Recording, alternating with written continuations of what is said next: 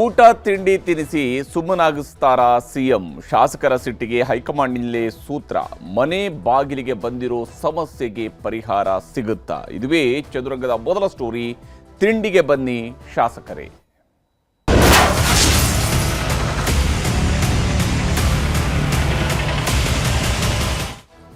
ಮುಖ್ಯಮಂತ್ರಿ ಸಿದ್ದರಾಮಯ್ಯನವರು ಈಗ ಶಾಸಕರನ್ನೆಲ್ಲ ಒಬ್ಬರನ್ನಾಗಿ ಬನ್ನಿ ತಿಂಡಿ ತಿನ್ನೋಣ, ಬೆಳಿಗ್ಗಿನ ಬ್ರೇಕ್ಫಾಸ್ಟ್ ಮಾಡೋಣ, ಮಧ್ಯಾಹ್ನ ಊಟ ಮಾಡೋಣ, ರಾತ್ರಿ ಡಿನ್ನರ್ಗೆ ಬನ್ನಿ ಅಂತ ಕರೆಯುವಂತಹ ಇದಕ್ಕೆ ಪ್ಲಾನನ್ನು ರೂಪಿಸಿದ್ದಾರಂತೆ. ಇದಕ್ಕೆಲ್ಲ ಕಾರಣ ಆಗಿರೋದು ಅಂತ ಹೇಳಿದರೆ ಶಾಸಕರು ಬಹಿರಂಗವಾಗಿ ವ್ಯಕ್ತಪಡಿಸ್ತಾ ಇರುವಂತಹ ಸಿಟ್ಟು. ಈ ಹಿಂದೆಯೂ ಇಂಥದ್ದೊಂದು ಪ್ಲಾನನ್ನು ಸಿದ್ದರಾಮಯ್ಯನವರು ಮಾಡಿದ್ರು.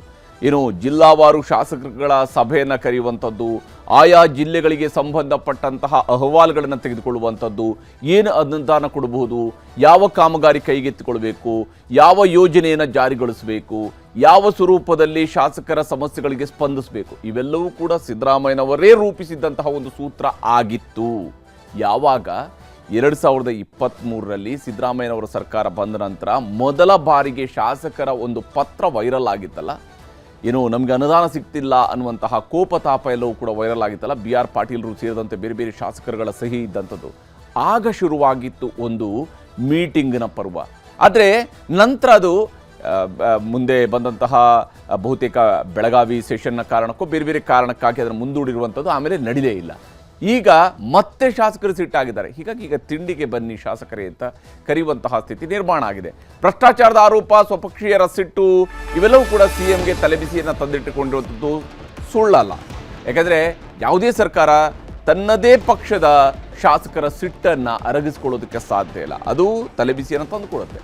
ದೆಹಲಿಯಲ್ಲಿ ಹೈಕಮಾಂಡ್ ನಾಯಕರಿಂದಲೂ ಕೂಡ ಈಗ ಸಂಧಾನ ಸೂತ್ರವೊಂದು ರೆಡಿ ಆಗ್ತಾ ಇದೆ. ಬೆಂಗಳೂರಿಗೆ ಬಂದ ಕೂಡಲೇ ಎಲ್ಲದಕ್ಕೂ ಕೂಡ ಪೂರ್ಣ ವಿರಾಮವನ್ನು ಬರೆಯುವ ಕೆಲಸವನ್ನು ಮುಖ್ಯಮಂತ್ರಿ ಸಿದ್ದರಾಮಯ್ಯನವರು ಮಾಡಬಹುದು.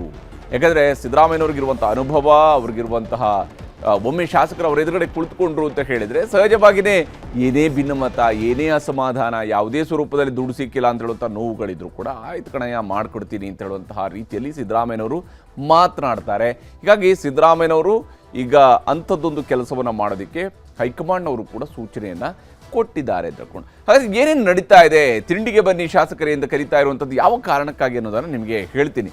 ಸರ್ಕಾರಕ್ಕೆ 2 ವರ್ಷ ತುಂಬ್ತಾ ಇದ್ದಂತೆಯೇ ಸಾಲು ಸಾಲು ವಿವಾದಗಳು ಕೂಡ ಸರ್ಕಾರದ ಸುತ್ತಲೂ ಆವರಿಸ್ಕೊಳ್ತಾ ಇರುವಂಥದ್ದು ಗೋಚರಿಸ್ತಾ ಇದೆ.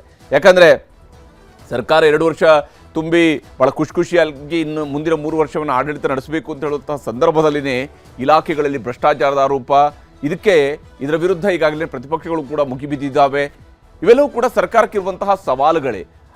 ಅದರಲ್ಲೂ ಮುಖ್ಯವಾಗಿ ರಾಜ್ಯ ಸರ್ಕಾರಕ್ಕೆ ತೀವ್ರ ಮುಜುಗರವನ್ನು ತಂದಿಟ್ಟಿರುವಂಥದ್ದು ವಸತಿ ಇಲಾಖೆಯಲ್ಲಿ ನಡೆದಿದೆ ಎನ್ನಲಾಗಿರುವಂತಹ ಕಾಸಿಗಾಗಿ ಮನೆ ಹಂಚಿಕೆ ಇದೆಯಲ್ಲ, ಇದು ರಾಜ್ಯ ಸರ್ಕಾರಕ್ಕೆ ತೀವ್ರ ಮುಜುಗರವನ್ನು ತಂದಿಟ್ಟಿದೆ. ಯಾಕಂದರೆ ಸಿದ್ದರಾಮಯ್ಯನವರು ತಮ್ಮ ಸರ್ಕಾರವನ್ನು ಇದು ಬಡವರ ಪರವಾಗಿರುವ ಸರ್ಕಾರ ಅಂತೇಳಿ ಕ್ಲೇಮ್ ಮಾಡ್ಕೊಳ್ತಾರೆ. ಆ ಕ್ಲೇಮು ನಿಜಕ್ಕೂ ಕೂಡ ಹೌದು ಅಂತೇಳಿ ಆದರೆ ಬಡವರಿಂದ ದುಡ್ಡು ತಗೊಂಡು ಮನೆ ಕೊಡುವಂತಹ ಸ್ಥಿತಿ ಯಾವತ್ತೂ ನಿರ್ಮಾಣ ಆಗಬಾರ್ದು. ಕಾಂಗ್ರೆಸ್ನ ಹಿರಿಯ ಶಾಸಕರಿಂದಲೇ ಹಣಕ್ಕಾಗಿ ಮನೆ ಹಂಚಿಕೆ ಅನ್ನುವಂತಹ ಆರೋಪ, ತನ್ನ ಕ್ಷೇತ್ರದಲ್ಲಿ ಇದು ನಡೆದಿದೆ ಅನ್ನುವಂಥದಕ್ಕೆ ಸಂಬಂಧಪಟ್ಟಂತೆ ಆರೋಪವನ್ನು ಒಬ್ಬ ಶಾಸಕರೇ ಮಾಡ್ತಾರೆ, BR ಪಾಟೀಲ್ರಂತಹ ಹಿರಿಯರೇ ಮಾಡ್ತಾರೆ ಅಂತ ಹೇಳಿದಾಗ ಸಹಜವಾಗಿಯೇ ಅದು ಸಿದ್ದರಾಮಯ್ಯನವರಂತಹ ಮುಖ್ಯಮಂತ್ರಿಯವರಿಗೆ ಇರಬಹುದಾಗಿರುವಂತಹ ಮುಜುಗರವನ್ನು ತಂದಿಟ್ಟಿರುವಂತಹ ವಿಚಾರಣೆ. ದೆಹಲಿಯಲ್ಲಿ ಹೈಕಮಾಂಡ್ ನಾಯಕರ ಭೇಟಿಯಾಗಿದ್ದಾರೆ ಮುಖ್ಯಮಂತ್ರಿ ಸಿದ್ದರಾಮಯ್ಯನವರು. ಮಲ್ಲಿಕಾರ್ಜುನ ಖರ್ಗೆ ಅವರು ಕೂಡ ಭೇಟಿಯಾಗಿ ಅವರ ಜೊತೆ ಕೂಡ ಚರ್ಚೆಯನ್ನು ನಡೆಸಿದ್ದಾರೆ. ಬಹಳ ಮುಖ್ಯವಾಗಿ ರಾಜ್ಯದಲ್ಲಿ ಆಗ್ತಾ ಇರುವಂತಹ ಬೆಳವಣಿಗೆಗಳ ವಿಚಾರದಲ್ಲೂ ಕೂಡ ಮಲ್ಲಿಕಾರ್ಜುನ ಖರ್ಗೆ ಅವರ ಜೊತೆಗೆ ಮಾತನಾಡಿರ್ತಾರೆ. ಖರ್ಗೆ, ಸುರ್ಜೇವಾಲಾ, KC ವೇಣುಗೋಪಾಲ್ ಅವರ ಜೊತೆಗೂ ಕೂಡ ಮುಖ್ಯಮಂತ್ರಿ ಸಿದ್ದರಾಮಯ್ಯನವರು ಚರ್ಚಿಸಿದ್ದಾರೆ. ವಿಶೇಷವಾಗಿ ಒಂದು ಅವರ ಅಜೆಂಡಾದಲ್ಲಿ ಇದ್ದೇ ಇತ್ತು, MLC ನಾಮನಿರ್ದೇಶನದ 4 ಹೆಸರುಗಳೇನಿದ್ವಲ್ಲ, ಇದಕ್ಕೆ ಹೈಕಮಾಂಡ್ ಅವರು ಕಡೆಯ ಕ್ಷಣದಲ್ಲಿ ಇನ್ನೇನು ರಾಜ್ಯಪಾಲರು ಸಹಿ ಹಾಕ್ತಾರೆ ಅಂತ ಹೇಳ್ತಿರುವಾಗಲೇ ನಿಲ್ಲಿಸಿ ಅಂತ ಹೇಳ್ಕೊಂಡು ಸ್ಟಾಪ್ ಮಾಡಿಸಿದ್ರಲ್ಲ, ಅದಕ್ಕೆ ಒಂದು ಕ್ಲಿಯರೆನ್ಸನ್ನು ಪಡ್ಕೊಂಡು ಬರುವಂಥದ್ದು ಇದ್ದೇ ಇದೆ ಸಿದ್ದರಾಮಯ್ಯನವ್ರಿಗೆ. ಇದರ ಜೊತೆಗೇ ಸಂಜೆ ರಾಹುಲ್ ಗಾಂಧಿ ಅವರನ್ನ ಭೇಟಿಯಾಗಲಿದ್ದಾರೆ CM ಸಿದ್ದರಾಮಯ್ಯನವರು. ಈ ಸಂದರ್ಭದಲ್ಲಿ ಪಕ್ಷದಲ್ಲಿ ರಾಜ್ಯದ ರಾಜಕಾರಣದಲ್ಲಿ ನಡೀತಾ ಇರುವಂತಹ ಬೆಳವಣಿಗೆಗಳ ಬಗ್ಗೆ ಸಹಜವಾಗಿಯೇ ರಾಹುಲ್ ಗಾಂಧಿ ಅವ್ರಿಗೂ ಕೂಡ ಬ್ರೀಫಿಂಗನ್ನು ಮಾಡ್ತಾರೆ ಮುಖ್ಯಮಂತ್ರಿ ಸಿದ್ದರಾಮಯ್ಯನವರು. ಯಾಕಂದರೆ ರಾಹುಲ್ ಗಾಂಧಿ ಅವ್ರಿಗೂ ಕೂಡ ಯಾವುದೇ ರಾಜ್ಯಗಳ ಬಗೆಗಿನ ಬ್ರೀಫಿಂಗನ್ನು ಅವರು ತಗೊಳ್ಳುವಾಗಲೂ ಕೂಡ ವಿಶೇಷವಾಗಿ ಕರ್ನಾಟಕದಲ್ಲಿ ಏನಾಗ್ತಾ ಇದೆ ಅನ್ನೋದ್ರ ಬಗ್ಗೆ ಭಾಳ ಕಾಳಜಿಯಿಂದ ಅವರು ಕೇಳ್ತಿರ್ತಾರೆ. ಯಾಕಂದರೆ ಕರ್ನಾಟಕದ ಸರ್ಕಾರ ಎಷ್ಟು ಮುಖ್ಯ ಕಾಂಗ್ರೆಸ್ಗೆ ಅನ್ನೋದು ರಾಹುಲ್ ಗಾಂಧಿ ಅವರಿಗೆ ಗೊತ್ತಿದೆ. ಹೀಗಾಗಿ ಸರ್ಕಾರದ ಪ್ರಗತಿ, ಆಡಳಿತ, ಭವಿಷ್ಯದ ಯೋಜನೆಗಳ ಬಗ್ಗೆ ವರದಿಯನ್ನ ರಾಹುಲ್ ಗಾಂಧಿಯವರು ಪಡ್ಕೊಳ್ಬಹುದು ಮುಖ್ಯಮಂತ್ರಿ ಸಿದ್ದರಾಮಯ್ಯನವರಿಂದ. ಇದೇ ಸಂದರ್ಭದಲ್ಲಿನೇ ಹೈಕಮಾಂಡ್ನ ಕಡೆಯಿಂದ ಕೂಡ ಒಂದಿಷ್ಟು ಸೂಚನೆ ಸಲಹೆಗಳು ಸರ್ಕಾರಕ್ಕೆ ಸಿಕ್ಕಿದೆ. ಸರ್ಕಾರದ ವಿರುದ್ಧವೇ ಶಾಸಕರ ಅಸಮಾಧಾನದ ಬಗ್ಗೆಯೂ ಕೂಡ ಚರ್ಚೆ ಆಗಬಹುದು, ಅವರ ಗಮನಕ್ಕೆ ತರಬಹುದು. ನೋಡಿ, ಹಿಂಗೆ ಕೆಲವು ಶಾಸಕರು ಅಸಮಾಧಾನಗೊಂಡಿದ್ದಾರೆ, ಅದಕ್ಕೆ ಬೇರೆ ಕಾರಣಗಳಿರ್ಬೋದು. ಲೈಕ್ ಕ್ಯಾಬಿನೆಟ್ ರೀಶಫಲ್ ಆಗಬೇಕು ಅಂತ ಇರಬಹುದು, ಅಥವಾ ಹಣ ಹೊಂದಾಣಿಕೆ ಇರಬಹುದು, ಗ್ಯಾರಂಟಿಗಳ ವಿಚಾರಗಳಿರ್ಬೋದು. ಎಲ್ಲ ವಿಚಾರಗಳ ಬಗ್ಗೆ ಕೂಡ ಸಿದ್ದರಾಮಯ್ಯನವರು ಚರ್ಚೆಯನ್ನು ನಡೆಸಬಹುದು. ಈ ಎಲ್ಲ ಸಂದರ್ಭದಲ್ಲಿನೇ ತಿಂಡಿಗೆ ಬನ್ನಿ ಶಾಸಕರೇ ಅಂತೇಳಿ ಕರೆಯೋದಿಕ್ಕೆ ಮುಂದಾಗಿದ್ದಾರೆ ಸಿದ್ದರಾಮಯ್ಯವರು. ಯಾಕೆ ಅಂತ ಹೇಳಿದ್ರೆ ಹೈಕಮಾಂಡ್ನ ಈ ಸಂದೇಶ. ಶಾಸಕರ ನಡೆಗೆ ವರಿಷ್ಠರು ಫುಲ್ ಗರಂ ಆಗಿದ್ದಾರೆ. ಯಾಕಂದ್ರೆ ಶಾಸಕರು ಈ ರೀತಿಯಾಗಿ ಬಹಿರಂಗ ಹೇಳಿಕೆ ಕೊಡೋದಕ್ಕೆ ಶುರು ಮಾಡಿದ್ರು ಅಂತೇಳಿ. ಆದರೆ ಶಾಸಕರೇ ಸರ್ಕಾರವನ್ನ ಅಲುಗಾಡಿಸೋದಕ್ಕೆ ಶುರು ಮಾಡಿದ್ದಾರೆ ಅಂತೇಳಿ ಅರ್ಥ. ಶಾಸಕರು ಸರ್ಕಾರ ಹೇಳ್ದಂಗೆ ಶಾಸಕರು ಕೇಳ್ತಿಲ್ಲ, ಶಾಸಕರು ಹೇಳ್ದಂಗೆ ಸರ್ಕಾರ ನಡೆಸಬೇಕಂತ ಪರಿಸ್ಥಿತಿ ನಿರ್ಮಾಣ ಆದರೆ ಅದು ಯಾವುದೇ ಸರ್ಕಾರಕ್ಕೂ ಕೂಡ ಒಳ್ಳೆಯ ಲಕ್ಷಣ ಆಗಿರೋಕ್ಕೆ ಚಾನ್ಸ್ ಇಲ್ಲ. ಶಾಸಕರ ನಡೆಗೆ ವರಿಷ್ಠರು ಫುಲ್ ಗರಂ ಆಗಿದ್ದಾರೆ. ಏನಿದು, ಏನು ನಡೀತಿದೆ ಅನ್ನುವಂಥದ್ದನ್ನು ಅವರು ಕೂಡ ಕೇಳ್ತಾ ಇದ್ದಾರೆ. ಶಾಸಕರೊಂದಿಗೆ ಮಾತನಾಡೋದಕ್ಕೆ ಸಿಎಂಗೂ ಕೂಡ ಸಲಹೆಯನ್ನು ಕೊಟ್ಟಿದ್ದಾರೆ. ನೀವೇ ಹೋಗಿ ನಿಮ್ಮ ಶಾಸಕರ ಜೊತೆಗೆ ಮಾತನಾಡಿ, ಅವ್ರಿಗೆ ವಿವರಿಸಿ ಏನಾಗಿದೆ ಅನ್ನೋದನ್ನು ನೀವು ಹೇಳಬೇಕು, ಯಾವ ರೀತಿಯಲ್ಲಿ ಇದೆ ಅನ್ನೋದನ್ನು ನೀವು ಮಾತನಾಡಬೇಕು ಅನ್ನುವಂತಹ ನಿಟ್ಟಲ್ಲೂ ಕೂಡ ತಿಳಿಸಲಾಗಿದೆ. ಬ್ರೇಕ್ಫಾಸ್ಟ್ ಡಿನ್ನರ್ ಮೀಟಿಂಗ್ಗೆ ಸೂಚನೆಯನ್ನು ಕೊಟ್ಟಿದ್ದಾರೆ. ಒಂದಿಷ್ಟು ಜನರನ್ನು ಬ್ರೇಕ್ಫಾಸ್ಟ್ಗೆ ಕರೆಸಿ ಮಾತಾಡಿ, ಡಿನ್ನರ್ಗೆ ಕರೆಸಿ ಮಾತಾಡಿ, ಶಾಸಕರ ಜೊತೆಗೆ ಒಂದು ಸ್ವಲ್ಪ ಟೈಮ್ ಸ್ಪೆಂಡ್ ಮಾಡಿ. ನೀವು ಆ ಮೂಲಕವಾಗಿ ಶಾಸಕರಿಗೂ ಬಹಳ ಈಸಿಯಾಗಿ ಮುಖ್ಯಮಂತ್ರಿಯವರು ಸಿಗ್ತಾ ಇರ್ತಾರೆ ಅಂತ ಹೇಳಿದಾಗ ಅವ್ರಿಗೂ ಅಸಮಾಧಾನ ಇರೋದಿಲ್ಲ. ಅವರು ಬಹಿರಂಗವಾಗಿ ಇಂತಹ ಹೇಳಿಕೆಗಳನ್ನು ಕೊಡುವಂಥದ್ದು ಪ್ರಸಂಗ ಉದ್ಭವ ಆಗೋದಿಲ್ಲ. ಆರಂಭದಲ್ಲೇ ಎಲ್ಲವನ್ನ ಸರಿಪಡಿಸೋದಕ್ಕೆ ಸಲಹೆಯನ್ನು ಕೂಡ ಕೊಟ್ಟಿದ್ದಾರೆ. ಇದನ್ನು ಕೂಡ ಆರಂಭ ಆಗಿದೆ ಅಷ್ಟೇ, ಈಗಲೇ ನೀವೆಲ್ಲವೂ ಸರಿಪಡಿಸ್ಕೊಳ್ಳಿ, ಸರಿ ಆಗುತ್ತೆ ಇವೆಲ್ಲವೂ ಅನ್ನುವಂತಹ ಸಲಹೆಯನ್ನು ಹೈಕಮಾಂಡ್ ಅವರು ಕೊಟ್ಟಿದ್ದಾರೆ. ಪ್ರತಿಪಕ್ಷಗಳಿಗೆ ಅಸ್ತ್ರವಾಗದಂತೆ ನಿಭಾಯಿಸೋದಕ್ಕೆ ಸೂಚನೆಯನ್ನು ಕೊಟ್ಟಿದ್ದಾರೆ. ಯಾವುದೇ ವಿಚಾರವೂ ಕೂಡ ಪ್ರತಿಪಕ್ಷದವರಿಗೆ ಅಸ್ತ್ರ ಆಗಬಾರದು. ರಾಜ್ಯ ಆಡಳಿತ ಹದಗೆಟ್ಟಿದೆ ಅನ್ನುವಂತಹ ಸಂದೇಶ ಹೋಗೋದಿದೆಯಲ್ಲ, ಅದು ಯಾವುದೇ ಸರ್ಕಾರಕ್ಕೂ ಕೂಡ ಅಪಾಯಕಾರಿ ಸೂಚನೆ. ಹೀಗಾಗಿ ಪ್ರತಿಪಕ್ಷಗಳಿಗೆ ಅಸ್ತ್ರವಾಗದಂತೆ ಇದನ್ನು ಪರಿಸ್ಥಿತಿ ನಿಭಾಯಿಸಬೇಕು ಅಂತ ಸೂಚನೆಯನ್ನು ಕೊಟ್ಟಿದ್ದಾರೆ. ಈ ಸಂದರ್ಭದಲ್ಲಿ ಮುಖ್ಯಮಂತ್ರಿ ಸಿದ್ದರಾಮಯ್ಯನವರ ಲೆಕ್ಕಾಚಾರಗಳು ಹೇಗಿದ್ದಾವೆ ಅನ್ನೋದನ್ನು ನೋಡ್ತಾ ಹೋದರೆ, ಶಾಸಕರ ಕ್ಷೇತ್ರಗಳಿಗೆ ತಲಾ 50 ಕೋಟಿ ರೂಪಾಯಿಯಷ್ಟು ಅನುದಾನವನ್ನು ಮೊದಲ ಹಂತದಲ್ಲಿ ಬಿಡುಗಡೆ ಮಾಡಬೇಕು ಅನ್ನುವಂತಹ ಪ್ಲಾನ್ನಲ್ಲಿ ಮುಖ್ಯಮಂತ್ರಿಯವರು ಕೂಡ ಇದ್ದಾರೆ. ಈಗಾಗಲೇ ಇದಕ್ಕೆ ಬೇಕಾಗಿರುವಂತಹ ಒಂದಿಷ್ಟು ಬ್ಲೂ ಪ್ರಿಂಟನ್ನು ಸಿದ್ದರಾಮಯ್ಯನವರು ರೆಡಿ ಮಾಡ್ಕೊಂಡಿದ್ದಾರೆ. ಸಿದ್ದರಾಮಯ್ಯನವರು ಕ್ಲೇಮ್ ಮಾಡ್ಕೊಳ್ಳೋ ಪ್ರಕಾರ 2013ರಿಂದ 18ರ ನಡುವೆ ಅವರು 2018ರ ಚುನಾವಣೆಗೆ ಹೋದಂತಹ ಸಂದರ್ಭದಲ್ಲಿ ಬಹುತೇಕ ಎಲ್ಲ ವಿಧಾನಸಭಾ ಕ್ಷೇತ್ರಗಳಲ್ಲಿ 1,000 ಕೋಟಿಯಿಂದ 2,500 ಕೋಟಿ 3,000 ಕೋಟಿ ರೂಪಾಯಿವರೆಗೆ ಅನುದಾನ ಕೊಟ್ಟಿದ್ದೆ ಅಂತೇಳಿ ಸಿದ್ದರಾಮಯ್ಯನವರು ಅವತ್ತು ಕ್ಲೇಮ್ ಮಾಡ್ಕೊಂಡಿದ್ರು. ಈ ಬಾರಿ ಆ ಸ್ವರೂಪದಲ್ಲಿ ಹಣ ಹೋಗ್ತಾ ಇಲ್ಲ ಅನ್ನುವಂಥದ್ದು ಸಿದ್ದರಾಮಯ್ಯವ್ರಿಗೂ ಕೂಡ ಚೆನ್ನಾಗಿ ಗೊತ್ತಿದೆ. ಹೀಗಾಗಿ ಶಾಸಕರ ಕ್ಷೇತ್ರಗಳಿಗೆ ಕನಿಷ್ಠ 50 ಕೋಟಿ ರೂಪಾಯಿಯಷ್ಟು ಕೊಟ್ಟರೆ ಒಂದಿಷ್ಟು ಕೆಲಸಗಳು ಶುರುವಾಗ್ತವೆ, ಒಂದಿಷ್ಟು ಕಾಮಗಾರಿಗಳನ್ನು ಆರಂಭಿಸೋದಕ್ಕೆ ಸಾಧ್ಯ ಆಗುತ್ತೆ. ಮುಂದೆ ಅದನ್ನು ಜಾಸ್ತಿ ಮಾಡ್ತಾ ಹೋಗ್ಬೋದು. ಪ್ರತಿದಿನವೂ ಬ್ರೇಕ್ಫಾಸ್ಟ್ ಮತ್ತು ಡಿನ್ನರ್ ನೆಪದಲ್ಲಿ ಸಭೆಗಳನ್ನು ನಡೆಸುವಂಥದ್ದು, ಒಂದಿಷ್ಟು ಜನ ಶಾಸಕರನ್ನು ಬರ ಹೇಳುವಂಥದ್ದು, ಅವ್ರಿಗೆ ಭೇಟಿಗೆ ಅವಕಾಶ ಕೊಡುವಂಥದ್ದು, ಶಾಸಕರು ಬಂದಾಗ ಇಮಿಡಿಯೇಟಾಗಿ ಸಿಗುವಂಥದ್ದು, ಹಾಗೆಯೇ ಅವರ ಜೊತೆಗೆ ಒಂದಿಷ್ಟು ಟೈಮ್ ಸ್ಪೆಂಡ್ ಮಾಡೋದ್ರ ಕಡೆಗೂ ಕೂಡ ಸಿದ್ದರಾಮಯ್ಯನವರು ಆದ್ಯತೆಯನ್ನು ಕೊಡಬಹುದು. ಶಾಸಕರ ಸಮಸ್ಯೆಗಳನ್ನು ಆಲಿಸಿ ಅದಕ್ಕೆ ಪರಿಹಾರ ಹುಡುಕುವಂತಹ ನಿಟ್ಟಲ್ಲೂ ಕೂಡ ಕ್ರಮವನ್ನು ಕೈಗೊಳ್ಳಬಹುದು. ಹೇಗೆ ಪರಿಹಾರವನ್ನು ಹುಡುಕಬೇಕು, ಯಾವ ಸ್ವರೂಪದಲ್ಲಿ ನಾವು ಕೆಲಸವನ್ನು ಮುಂದುವರಿಸಬೇಕು ಅಂತ ನಿಟ್ಟಲ್ಲೂ ಕೂಡ ಶಾಸಕರ ಜೊತೆಗೆ ಸಿದ್ದರಾಮಯ್ಯನವರು ಮಾತನಾಡಬಹುದು. ಶಾಸಕರ ಮನವಿಗಳಿಗೆ ಸ್ಪಂದಿಸುವಂತೆ ಸಚಿವರುಗಳಿಗೂ ಕೂಡ ಕಿವಿ ಮಾತನ್ನು ಹೇಳಬಹುದು. ಯಾವುದೇ ಇಲಾಖೆಯಲ್ಲಿ ಕೆಲಸ ಆಗ್ತಾ ಇಲ್ಲ ಅಂತ ಹೇಳಿದಾಗ ಶಾಸಕರು ನೇರವಾಗಿ ಮುಖ್ಯಮಂತ್ರಿಯವರಿಗೆ ಕರೆ ಮಾಡಿದಾಗ ಇಮಿಡಿಯೇಟಾಗಿ ಆ ಸಂಬಂಧಪಟ್ಟಂತಹ ಸಚಿವರಿಗೆ ಕರೆ ಮಾಡಿ ಅಥವಾ ಸೂಚನೆಯನ್ನು ಕೊಟ್ಟು, ನೋಡ್ರಿ ಇದು ಮಾಡಿಕೊಡ್ಬೇಕು, ಇಂಥ ಶಾಸಕರು ಹಿಂಗೆ ಹೇಳ್ತಿದ್ದಾರೆ ಅನ್ನೋದನ್ನು ಹೇಳಿದಾಗ ಆ ಒಂದು ಕೆಲಸಕ್ಕೆ ವೇಗ ಸಿಗುತ್ತೆ. ಇಲ್ಲದೆ ಹೋದರೆ ಶಾಸಕರು ನೇರವಾಗಿ ಸಚಿವರುಗಳನ್ನು ಭೇಟಿಯಾಗಿ ಹೋದಾಗ ಸಚಿವರುಗಳು ಬೇರೆನೇನೋ ಕೆಲಸವನ್ನು ಹೇಳ್ತಾ ಕಾಲ ಕಳೀತಾ ಇದ್ದಾರೆ ಅನ್ನೋದು ಬಹಳ ಮುಖ್ಯವಾದ ಆರೋಪ ಇದೆ ಈಗ ಸರ್ಕಾರದ ವಿರುದ್ಧ. ವರ್ಗಾವಣೆ, ಅನುದಾನ ವಿಚಾರಗಳಲ್ಲೂ ಕೂಡ ಸಮನ್ವಯತೆಯನ್ನು ಸಾಧಿಸುವಂಥದ್ದು ಬಹಳ ಮುಖ್ಯ ಆಗಿದೆ. ಈ ವಿಚಾರಗಳು ಶಾಸಕರ ಅಸಮಾಧಾನಗಳಿಗೆ ಕಾರಣ ಆಗಿದೆ ಅಂತೇಳಿ. ಇನ್ನು ಕ್ಷೇತ್ರಗಳ ಕಾಮಗಾರಿಗಳಿಗೆ ಆಕ್ಷನ್ ಪ್ಲಾನ್ಗೆ ಸೂಚನೆಯನ್ನು ಸಿದ್ದರಾಮಯ್ಯನವರು ಕೊಡಬಹುದು. ನಿಮ್ಮ ಕ್ಷೇತ್ರಗಳಲ್ಲಿ ಏನೆಲ್ಲ ಕೆಲಸಗಳು ಆಗಬೇಕು, ಮುಂದಿನ 3 ವರ್ಷದಲ್ಲಿ ನೀವು ಮಾಡಬೇಕಾಗಿರುವಂತಹ ಕೆಲಸಗಳು ಏನಿರ್ತವೆ. ಯಾಕಂದರೆ ಸಿದ್ದರಾಮಯ್ಯನವರು ಸಾಮಾನ್ಯವಾಗಿ ಶಾಸಕರು ಹೇಳ್ತಾರೆ, ನೀವೇನು 1 ವರ್ಷಕ್ಕೇನು ಶಾಸಕರಾಗಿದ್ದಲ್ಲ ಕಣಯ್ಯ, ನೀವು 5 ವರ್ಷವರೆಗೆ ಶಾಸಕರಾಗಿದ್ದೀರಿ, 5 ವರ್ಷ ಒಳಗಡೆ ಎಲ್ಲ ಮಾಡಿ ಮುಗಿಸೋಣ ಅಂತೇಳಿ. ಅದಕ್ಕೆ ಒಂದು ಆಕ್ಷನ್ ಪ್ಲಾನ್ ಬೇಕಲ್ಲ, ಅದನ್ನು ರಚನೆ ಮಾಡಿಸ್ಬೋದು. ಹಂತ ಹಂತವಾಗಿ ಕ್ಷೇತ್ರಗಳಿಗೆ ಅನುದಾನ ಬಿಡುಗಡೆ ಮಾಡೋದ್ರ ಕಡೆಯೂ ಕೂಡ ಸಿದ್ದರಾಮಯ್ಯನವರು ಆದ್ಯತೆಯನ್ನು ಕೊಟ್ಟು ಶಾಸಕರ ಸಿಟ್ಟನ್ನು ಶಮನ ಮಾಡಿಕೊಂಡಾಗ ಸಿದ್ದರಾಮಯ್ಯನವರ ಸೀಟು ಗಟ್ಟಿಯಾಗಿಯೇ ಇರುತ್ತೆ ಅನ್ನುವಂಥದ್ದು ಇಲ್ಲಿರುವಂಥ ವಿಚಾರ. ಇನ್ನು ಈ ವಿಷಯದಲ್ಲಿ ಪರಮೇಶ್ವರ್ ಅವರು ಮಾತನಾಡಿರೋದನ್ನು ನಿಮ್ಗೆ ತೋರಿಸ್ತೀನಿ. 50 ಕೋಟಿ ರೂಪಾಯಿಗಳ ಆಕ್ಷನ್ ಪ್ಲ್ಯಾನನ್ನು ಮಾಡಿ ಅಂತೇಳಿ ಎಲ್ಲ ಶಾಸಕರಿಗೂ ಹೇಳಿದ್ದಾರೆ. ವಿರೋಧ ಪಕ್ಷದವ್ರಿಗೂ ಕೂಡ ನಾವು ಕೊಡ್ತೇವೆ ಅಂತಕ್ಕಂಥ ಮಾತನ್ನು ಹೇಳಿದ್ದಾರೆ. ಮುಖ್ಯಮಂತ್ರಿಗಳೇ ಹೇಳಿದ್ದಾರೆ. 50 ಲಕ್ಷಕ್ಕೆ ಈಗ ನಾನು ಒಬ್ಬ ಶಾಸಕನಾಗಿ ನಮ್ಮ ಕ್ಷೇತ್ರದಲ್ಲಿ ಆ್ಯಕ್ಷನ್ ಪ್ಲ್ಯಾನ್ ಮಾಡ್ತಾ ಇದ್ದೀನಿ. ದುಡ್ಡು ಇಲ್ಲದೆ ಇದ್ದರೆ ಅವೆಲ್ಲ ಮಾಡೋಕ್ಕಾಗುತ್ತಾ? ಈಗಾಗಲೇ CLPನಲ್ಲಿ ಮಾನ್ಯ ಶಾಸಕರುಗಳಿಗೆ ಅವಕಾಶ ಕೊಟ್ಟಿದ್ದಾರೆ. ಕೆಲವರು ಪ್ರಸ್ತಾಪ ಮಾಡಿದ್ದಾರೆ, ನಮಗೆ ಮಂತ್ರಿಗಳಿಗೆಲ್ಲ ತಿಳಿಸಿ ನಮ್ಮನ್ನೆಲ್ಲ ಭೇಟಿ ಮಾಡೋದಕ್ಕೆ ಅಂತ ಹೇಳಿ ಕೂಡ ಪ್ರಸ್ತಾಪ ಮಾಡಿದ್ದಾರೆ. ಅದೇನಂತ ದೊಡ್ಡ ವಿಷಯ ಎಲ್ಲ ಸಾರ್ಟ್ ಔಟ್ ಮಾಡ್ತೇವೆ. ಮುಖ್ಯಮಂತ್ರಿಗಳು ಅದ್ರ ಬಗ್ಗೆ ಗಮನ ಹರಿಸ್ತಾರೆ. ಸಣ್ಣ ಪುಟ್ಟದ್ದು ಇದೆ, ಯಾವತ್ತಿಲ್ಲ ಹೇಳಿ, ಯಾವತ್ತು ಶಾಸಕರಿಗೆ ಅಸಮಾಧಾನ ಯಾವ ಸರ್ಕಾರದಲ್ಲಿ ಇರೋದಿಲ್ಲ. ಅವರ ಬೇಡಿಕೆಗಳಿಗೆಲ್ಲವನ್ನೂ ಕೂಡ ಸಂಪೂರ್ಣವಾಗಿ ಮಾಡೋದಕ್ಕೆ ಕಷ್ಟ ಆಗುತ್ತೆ ಅನ್ನೋದು ಅಷ್ಟೇ. ಅದನ್ನು ಮುಖ್ಯಮಂತ್ರಿಗಳು ಸಾರ್ಟ್ ಔಟ್ ಮಾಡ್ತಾರೆ. ಹೀಗೆ ಪರಮೇಶ್ವರ್ ಅವರು ಈ ರೀತಿಯಂಥ ಸಬ್ಜಾಷನ್ ಕೊಟ್ಟರೆ, ಮತ್ತೊಂದು ಕಡೆಯಲ್ಲಿ ರಾಜಕ್ಕಾಗಿ ಅವರು ಎತ್ತಿದ್ರಲ್ಲ, ಶಾಸಕರು ಸಚಿವರುಗಳಿಗೆ ಕೈಗೆ ಸಿಗಲ್ಲ, ಮುಖ್ಯಮಂತ್ರಿಗಳು ಸಿಗಲ್ಲ, ಉಪಮುಖ್ಯಮಂತ್ರಿಗಳು ಸಿಗಲ್ಲ, ಸಚಿವರು ಸಿಗಲ್ಲ ಅಂತ ಹೇಳೆಲ್ಲ ಹೇಳಿದ್ರಲ್ಲ. ಇದಕ್ಕೆ ಉಪಮುಖ್ಯಮಂತ್ರಿಗಳು ಮತ್ತು ಕೃಷಿ ಸಚಿವರಾಗಿರುವಂಥ ಚಲುವರಾಯಸ್ವಾಮಿ ಅವರು ರಿಯಾಕ್ಟ್ ಮಾಡಿದರೆ ಅವರ ಮಾತುಗಳನ್ನು ಕೂಡ ತೋರಿಸ್ತೀನಿ. ಯಾರಾದರೂ ಅವಾಗ ಕರೆದು ನಾನು ಶಾಸಕಾಂಗ ಪಕ್ಷದಾಗ ಹೇಳಿದಾಗ ಅಲ್ಲೇ ನನಗೆ ಕೇಳಲಿಲ್ಲ, ಬೇಡ ಆಮೇಲೆ ಮಾತಾಡ್ತೀವಿ ಬಿಡೋದ್ರು, ಅಥವಾ ನೆಕ್ಸ್ಟ್ ಡೇ ಹಿರಿಯ ಸಚಿವ ಸಂಪುಟದವ್ರು ಯಾರಾದರೂ ನನಗೆ ಕರೆದು, ಅಥವಾ ಮುಖ್ಯಮಂತ್ರಿಗಳು ಕರೆದು, ಉಪಮುಖ್ಯಮಂತ್ರಿಗಳು ಕರೆದು, ಆಮೇಲೆ ನಮ್ಮ ಬಸವೇಶ್ವರ ಯಾತ್ರಾರ ಇನ್ನೊಂದು 200 ಕೋಟಿ ರೂಪಾಯಿ ಬೇಕಾಗಿದಾವು. ಇನ್ನೊಂದು 200 ಕೋಟಿ ರೂಪಾಯಿ ಕೊಡ್ರಿ, ನಾವು ಕೆಲಸ ಮುಗಿಸ್ತೀವಿ, ಅಲ್ಲಿ ಲೋಕಾರ್ಪಣೆ ಮಾಡ್ತೀವಿ ಅಂದ್ರೆ ಈಗ 2 ವರ್ಷದಿಂದ ನಾನು ಮುಖ್ಯಮಂತ್ರಿ ಹತ್ತಿರ ಒಂದು 40 ಸಲ ಹೇಳಿರ್ಬೇಕು, ಉಪಮುಖ್ಯಮಂತ್ರಿ ಒಂದು 40 ಸಲ ಹೇಳಿರ್ಬೇಕು. ಅದಕ್ಕೆ ಯಾರೇ ಅಂತ ಇಲ್ಲ. ಕೆಲಸ ಮಾಡಿ, ನೀವು ಬನ್ನಿ, ದಿನ ಬೆಳಿಗ್ಗೆ ನೀವು ನೋಡ್ತಾ ಇರ್ತೀರಲ್ಲ, ನನ್ನ ಮುಖ ತೋರಿಸ್ತಾ ಇದ್ದೀರಿ. ಮತ್ತೆ ನಮ್ಮ MLAಗಳು ನಮ್ಮ ಬಗ್ಗೆ ಪ್ರೀತಿ ಸ್ವಲ್ಪ ಜಾಸ್ತಿ ಅಟೆನ್ಷನ್ ಕೊಡ್ಲಿ ಅಂತ ನೋಡ್ತಾ ಇರ್ತಾರೆ. ಅವರು ಸಣ್ಣ ಪುಟ್ಟ ಇದ್ದೇ ಇರುತ್ತೆ. ಈಗ ನಾವು ಕಂಪ್ಯಾರಿಸನ್ ಮಾಡೋದು ಸೂಕ್ತ ಅಲ್ಲ. ಎಲ್ಲ ಪಾರ್ಟಿಲೂ ಎಲ್ಲ ಸರ್ಕಾರದಲ್ಲೂ ಈಗ ನಡೀತಾ ಇರ್ತಕ್ಕಂಥದ್ದು ನೋಡಿದ್ದೀರ ಇತ್ತೀಚಿನ ದಿನಗಳಲ್ಲಿ, ಸ್ವಲ್ಪ ಗೊತ್ತಿರುವಂಥ ವಿಚಾರಣೆ.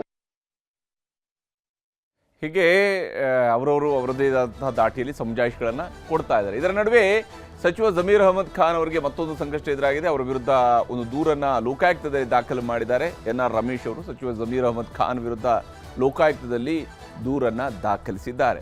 ಇಲ್ಲಿ ಅವರು ಮಾಡ್ತಾ ಇರುವಂತಹ ಆರೋಪ, BBMPಯ ಮಾಜಿ ಆಡಳಿತ ಪಕ್ಷದ ನಾಯಕರಾಗಿರ್ತಕ್ಕಂತಹ NR ರಮೇಶ್ ಅವರು ಮಾಡಿರ್ತಕ್ಕಂಥದ್ದು ಚಾಮರಾಜಪೇಟೆ ವಿಧಾನಸಭಾ ಕ್ಷೇತ್ರದಲ್ಲಿ BBMP ವ್ಯಾಪ್ತಿಯಲ್ಲಿ ಬಹುಕೋಟಿ ಹಗರಣ ನಡೆದಿದೆ ಅನ್ನುವಂತಹ ದೂರನ್ನು ಕೊಟ್ಟಿದ್ದಾರೆ. ಈ ಬಹುಕೋಟಿ ಹಗರಣ ಏನು ಅಂತ ಹೇಳಿದ್ರೆ, ನಯಾ ಪೈಸೆಯಷ್ಟು ಕೆಲಸ ಮಾಡದೇ ಇದ್ರೂ ಕೂಡ 2 ಬಾರಿ ಹಣ ರಿಲೀಸ್ ಮಾಡ್ಕೊಂಡಿದ್ದಾರೆ. ಒಂದೇ ಕೆಲಸಕ್ಕೆ 2 ಬಾರಿ ಹಣ ರಿಲೀಸ್ ಮಾಡಿಸ್ಕೊಂಡಿದ್ದಾರೆ, ನಯಾ ಪೈಸೆ ಕೆಲಸ ಮಾಡಿಲ್ಲ ಅಂತ ಹೇಳಿ ಹೇಳ್ತಿದ್ದಾರೆ. ಚಾಮರಾಜಪೇಟೆ ಕ್ಷೇತ್ರದ 47 ಕಾಮಗಾರಿಗಳಲ್ಲಿ ಅಕ್ರಮ ನಡೆದಿದೆ ಅನ್ನುವಂತಹ ಆರೋಪವನ್ನು NR ರಮೇಶ್ ಅವರು ಮಾಡಿದ್ದಾರೆ. ಇಲ್ಲಿ ಚಾಮರಾಜಪೇಟೆ ವಿಧಾನಸಭಾ ಕ್ಷೇತ್ರದಲ್ಲಿ ರಾಜಕೀಯ ಪ್ರಭಾವವನ್ನು ಬೀರಿ 2020-22ರಲ್ಲಿ 27 ಕೋಟಿ 66 ಲಕ್ಷ ರೂಪಾಯಿ ಹಣವನ್ನು ಮಂಜೂರು ಮಾಡಿಸ್ಕೊಂಡಿದ್ದಾರೆ. 2022ರಲ್ಲಿ ಅಂದರೆ BJP ಸರ್ಕಾರದ ಅವಧಿಯಲ್ಲಿ ರಾಜಕೀಯ ಪ್ರಭಾವವನ್ನು ಜಮೀರ್ ಅಹಮದ್ ಖಾನ್ ಅವರು ಪ್ರಭಾವವನ್ನು ಬೀರಿ ಹಣ ಬಿಡುಗಡೆ ಮಾಡಿಸ್ಕೊಂಡಿದ್ದಾರೆ ಅಂತೇಳಿ. ಮತ್ತು ಅದೇ ಕಾಮಗಾರಿಗಳಿಗೆ ಅವರು ಸರ್ಕಾರದಲ್ಲಿ ಮಂತ್ರಿ ಆದ ಮೇಲೆ 24-25ರಲ್ಲಿ 27 ಕೋಟಿ ರೂಪಾಯಿ 66 ಲಕ್ಷ ರೂಪಾಯಿ ಹಣವನ್ನು ಮಂಜೂರು ಮಾಡಿಸ್ಕೊಂಡಿದ್ದಾರೆ ಅನ್ನುವಂಥದ್ದು NR ರಮೇಶ್ ಅವರು ಮಾಡಿರುವಂತಹ ಆರೋಪ. ಹೀಗೆ ಜಮೀರ್ ಅಹಮದ್ ಖಾನ್ ಅವರ ವಿಚಾರದಲ್ಲಿ ವಂಚಕ 19 ಗುತ್ತಿಗೆದಾರರಿಗೆ 55 ಕೋಟಿ 32 ಲಕ್ಷ ರೂಪಾಯಿ ಹಣವನ್ನು ಬಿಡುಗಡೆ ಮಾಡಿದ್ದಾರೆ ಅನ್ನುವಂತಹ ಆರೋಪವನ್ನು NR ರಮೇಶ್ ಅವರು ಮಾಡಿದ್ದಾರೆ. ಹೀಗೆ ಇಲ್ಲಿ ಆರೋಪಗಳು ಒಂದು ಕಡೆಯಲ್ಲಿದ್ದಾವೆ, ಮತ್ತೊಂದು ಕಡೆಯಲ್ಲಿ ಶಾಸಕರನ್ನು ಸಮಾಧಾನ ಪಡಿಸಬೇಕಂತ ಅನಿವಾರ್ಯತೆ ಸಿದ್ದರಾಮಯ್ಯನವರಿಗೆ ಇದ್ದೇ ಇದೆ. ಹೀಗಾಗಿ ತಿಂಡಿಗೆ ಬನ್ನಿ ಶಾಸಕರೇ ಅಂತ ಕರೀತಾ ಇದ್ದಾರೆ. ಈ ತಿಂಡಿ ತಿಂತ ಹೇಗೆ ಅಸಮಾಧಾನವನ್ನು ದೂರ ಮಾಡಿಸ್ತಾರೆ ಅನ್ನುವಂತಹದ್ದನ್ನು ಕುತೂಹಲದಿಂದ ನೋಡಬೇಕಾಗಿರುವಂಥದ್ದು. ತುರ್ತು ಪರಿಸ್ಥಿತಿಗೆ 50 ವರ್ಷ, BJP ಹೋರಾಟ, ಸ್ವಾತಂತ್ರ್ಯ ಹೋರಾಟಕ್ಕೆ BJP ಕೊಡುಗೆ ಏನು? ಕೈಕಮಲ ಸಂವಿಧಾನ ಹತ್ಯಾ ದಿವಸ್ ಸಂಘರ್ಷ, ಇದುವೇ ಚದುರಂಗದ 2ನೇ ಸ್ಟೋರಿ, ತುರ್ತು ಸಂಘರ್ಷ.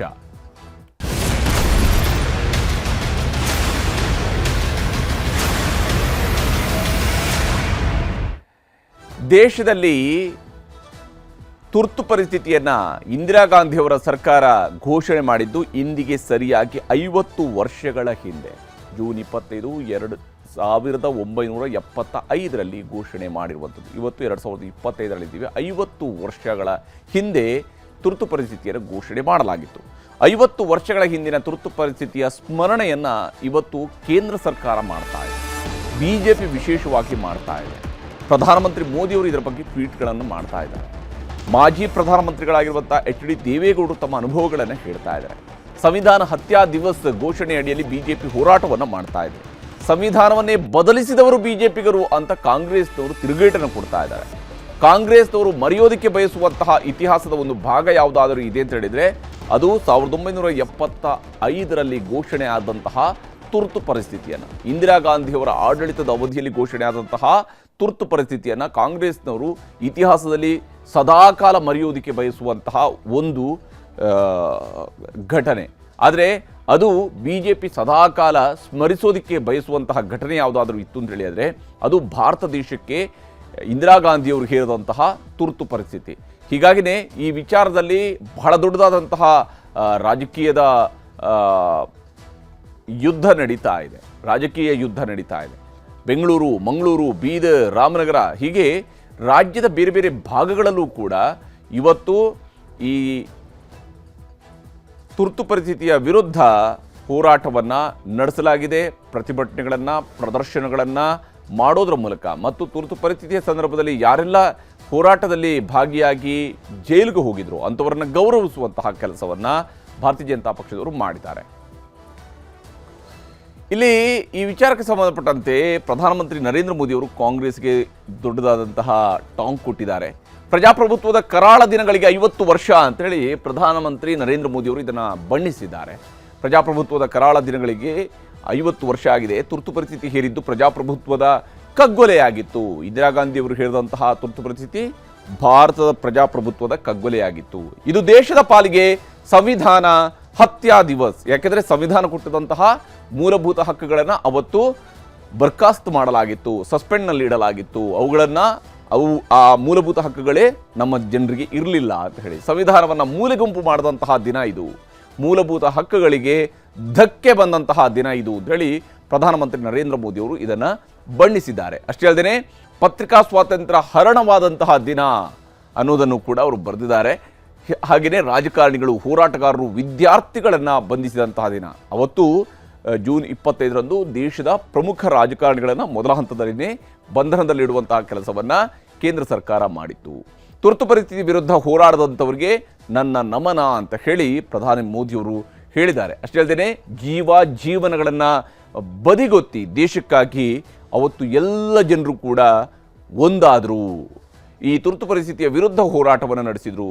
ಕ್ರಾಂತಿಯಿಂದಲೇ ಕಾಂಗ್ರೆಸ್ಗೆ ಬುದ್ಧಿ ಕಲಿಸಲಾಯಿತು. ಅವತ್ತು ಸಂಪೂರ್ಣ ಕ್ರಾಂತಿಗೆ ಕರೆ ಕೊಟ್ಟಂಥವರು JPಯವರು. ಹೀಗಾಗಿ ಪ್ರಜಾಪ್ರಭುತ್ವದ ಮರಳುವಿಕೆಗೆ ಹೋರಾಟವೇ ಬಲ ತುಂಬಿತು.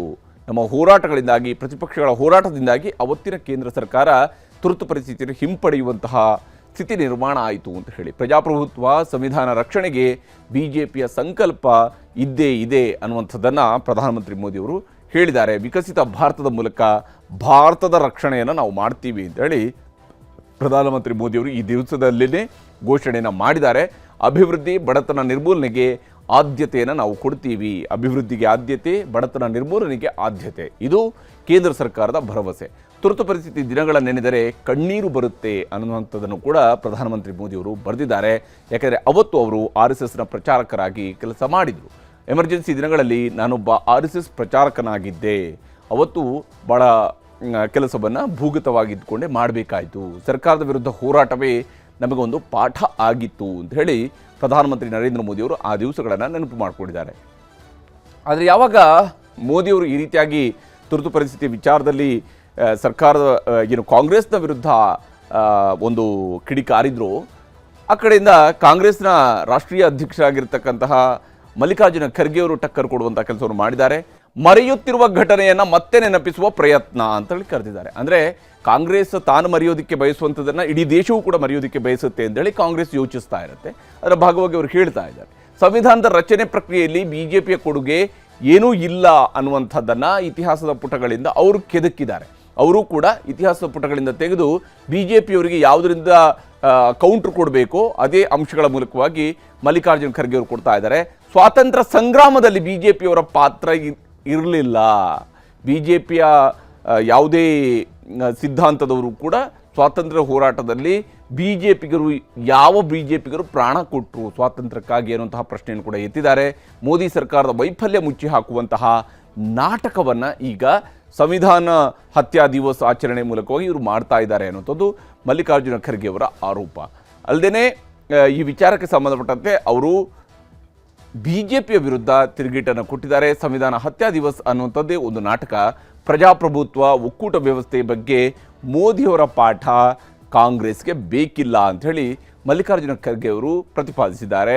ಮೋದಿ ಸರ್ಕಾರದಲ್ಲಿ ಮೂಲಭೂತ ಹಕ್ಕುಗಳಿಗೆ ಧಕ್ಕೆಯಾಗಿದೆ ಅನ್ನುವಂಥ ಆರೋಪವನ್ನು ಖರ್ಗೆ ಅವರು ಮಾಡ್ತಾ ಇದ್ದಾರೆ. ಮನುಸ್ಮೃತಿಯನ್ನು ಒಪ್ಪಿ ಸಂವಿಧಾನವನ್ನೇ ಟೀಕಿಸಿದವರಿಂದ ಇವತ್ತು ನೀತಿ ಪಾಠವನ್ನು ಕೇಳಿಸ್ಕೊಳ್ಬೇಕಾದಂತಹ ಸ್ಥಿತಿ ಬಂದೊದಗಿದೆ ಅನ್ನುವಂಥದ್ದು ಮಲ್ಲಿಕಾರ್ಜುನ ಖರ್ಗೆ ಅವರ ಮಾತು. ಅಘೋಷಿತ ತುರ್ತು ಪರಿಸ್ಥಿತಿ ಹೇರಿರುವ ಮೋದಿ ಸರ್ಕಾರ, ಅಂದರೆ ಕಾಂಗ್ರೆಸ್ನವ್ರದ್ದು ಅಧಿಕೃತ ತುರ್ತು ಪರಿಸ್ಥಿತಿ ಆದರೆ ಮೋದಿ ಸರ್ಕಾರದ್ದು ಅಘೋಷಿತ ತುರ್ತು ಪರಿಸ್ಥಿತಿ ಅಂತೇಳಿ ಮಲ್ಲಿಕಾರ್ಜುನ ಖರ್ಗೆ ಅವರು ಹೇಳಿದ್ದಾರೆ. अपने गवर्नेंस में नाकामयाब रहे, कुछ नहीं कर सके और उनकी विफलता इतनी है कि लोग आज इन्फ्लेशन के लिए पूछ रहे हैं कि भाई इतनी महंगाई बढ़ रही क्यों? उसका सवाल का उनके पास जवाब नहीं है। बेरोजगारी का नहीं है, भ्रष्टाचार का नहीं है, तो उस झूठ को छुपाने के लिए ಹೀಗೆ ತಮ್ಮ ಸುಳ್ಳುಗಳನ್ನು ಮರೆಸೋದಕ್ಕೆ ಬೇಕಾಗಿ ಇಂಥದ್ದೊಂದು ದಿನವನ್ನು ಆಚರಿಸಿದ್ದಾರೆ ಅಂತ ಹೇಳಿ ಮೋದಿಯವರ ವಿರುದ್ಧ, ಮೋದಿ ಸರ್ಕಾರದ ವಿರುದ್ಧ ಖರ್ಗೆ ಅವರು ಮಾತನಾಡ್ತಾ ಇದ್ದರೆ, ಕೇಂದ್ರ ಸಚಿವ ಸಂಪುಟ ಸಭೆಯಲ್ಲಿ ಒಂದು ಖಂಡನಾ ನಿರ್ಣಯವನ್ನು ಈ ತುರ್ತು ಪರಿಸ್ಥಿತಿಯ ವಿರುದ್ಧ ಕೈಗೊಳ್ಳಲಾಗಿದೆ. ತುರ್ತು ಪರಿಸ್ಥಿತಿ ಹೇರಿಕೆಯ ವಿರುದ್ಧ ಖಂಡನಾ ನಿರ್ಣಯವನ್ನು ಪ್ರಧಾನಿ ಮೋದಿ ನೇತೃತ್ವದ ಸಚಿವ ಸಂಪುಟ ಸಭೆಯಲ್ಲಿ 2 ನಿಮಿಷಗಳ ಮೌನಾಚರಣೆಯನ್ನು ಕೂಡ ಈ ಸಂದರ್ಭದಲ್ಲಿ ಮಾಡಲಾಯಿತು. ತುರ್ತು ಪರಿಸ್ಥಿತಿ ದಿನಗಳಲ್ಲಿ ಪ್ರಾಣತ್ಯಾಗ ಮಾಡಿದ ಹೋರಾಟಗಾರರನ್ನು ಸ್ಮರಿಸುವಂತಹ ಕೆಲಸವನ್ನು ಇವತ್ತು ಕೇಂದ್ರದ ಸಚಿವ ಸಂಪುಟ ಮಾಡಿದೆ. ನವ ನಿರ್ಮಾಣ ಆಂದೋಲನ ಮತ್ತು ಸಂಪೂರ್ಣ ಕ್ರಾಂತಿಯ ವಿಚಾರದಲ್ಲಿ ತೊಡಗಿಸಿಕೊಂಡಂಥವ್ರನ್ನು ನೆನಪಿಸಲಾಯಿತು. 50 ವರ್ಷಗಳ ಹಿಂದಿನ ದಿನ ಇಡೀ ದೇಶ ಮರೆಯಲಾಗದ ಕರಾಳ ದಿನ ಅಂಥೇಳಿ ಕೇಂದ್ರ ಸಚಿವ ಸಂಪುಟ ಸಭೆ ಅದನ್ನು ಬಣ್ಣಿಸಿದೆ. ಸಂವಿಧಾನ ಮತ್ತು ಪ್ರಜಾಪ್ರಭುತ್ವದ ಉಳಿವಿಗೆ BJP ಸರ್ಕಾರ ನಿರ್ಣಯವನ್ನು ಅಂಗೀಕಾರ ಮಾಡಿದೆ. ಪ್ರಜಾಪ್ರಭುತ್ವದ ಮಾತೃಭೂಮಿ ಭಾರತದ ರಕ್ಷಣೆಯ ಸಂಕಲ್ಪವನ್ನು ಕೇಂದ್ರ ಸರ್ಕಾರ ತೊಟ್ಟಿರುವಂಥದ್ದು. ಈ ಮೂಲಕ ಕಾಂಗ್ರೆಸ್ನ ವಿರುದ್ಧ ತಮ್ಮ ಆಕ್ರೋಶವನ್ನು ಈ ನಿರ್ಣಯದ ಮೂಲಕವಾಗಿ ಕೂಡ ತೋರಿಸಿದ್ದಾರೆ. ಸಂವಿಧಾನ ರಕ್ಷಣೆಗೆ ಇಡೀ ದೇಶ ಒಗ್ಗೂಡಬೇಕು ಅನ್ನುವಂತಹ ಕರೆಯನ್ನು ಮೋದಿ ಸರ್ಕಾರ ನೀಡಿದೆ. ಮೋದಿಯವರ ನೇತೃತ್ವದ ಕೇಂದ್ರ ಸಚಿವ ಸಂಪುಟ ಸಭೆಯಲ್ಲಿ ಇಂಥದ್ದೊಂದು ನಿರ್ಣಯವನ್ನು ಕೂಡ ಕೈಗೊಳ್ಳಲಾಗಿದೆ. ಹೀಗೆ ಇದು ಪ್ರತಿ ವರ್ಷ ನಡೆಯುವಂಥ ಸಂಘರ್ಷ. ಆದರೆ ಇವತ್ತಿನ ದಿವಸಕ್ಕೆ ಇದು 50 ವರ್ಷ ಆಗಿರೋದ್ರಿಂದಾಗಿ 50 ವರ್ಷ ಅನ್ನುವಂಥ ಒಂದು ಮಹತ್ವದ ಮೈಲಿಗಲ್ಲು. ಈ ತುರ್ತು ಪರಿಸ್ಥಿತಿಯ ಒಟ್ಟು ವಿಚಾರಗಳನ್ನು ಅವಲೋಕನ ಮಾಡೋದಕ್ಕೂ ಕೂಡ ಬಹಳ ಮಹತ್ವದ 50 ವರ್ಷಗಳ ಮೈಲಿಗಲ್ಲು. ಹೀಗಾಗಿಯೇ ಕೇಂದ್ರ ಸರ್ಕಾರ ಇದನ್ನು ಪಾಯಿಂಟ್ಔಟ್ ಮಾಡಿನೇ ಕಾಂಗ್ರೆಸ್ನ ವಿರುದ್ಧ ತೀವ್ರ ಸ್ವರೂಪದ ಒಂದು ಸಂಗ್ರಾಮವನ್ನು ತುರ್ತು ಪರಿಸ್ಥಿತಿಯ ವಿಚಾರದಲ್ಲಿ ಸಾರಿರುವಂಥದ್ದು. ಇದಾಗಿತ್ತು ಇವತ್ತಿನ ಚದುರಂಗ. ನಮಸ್ಕಾರ.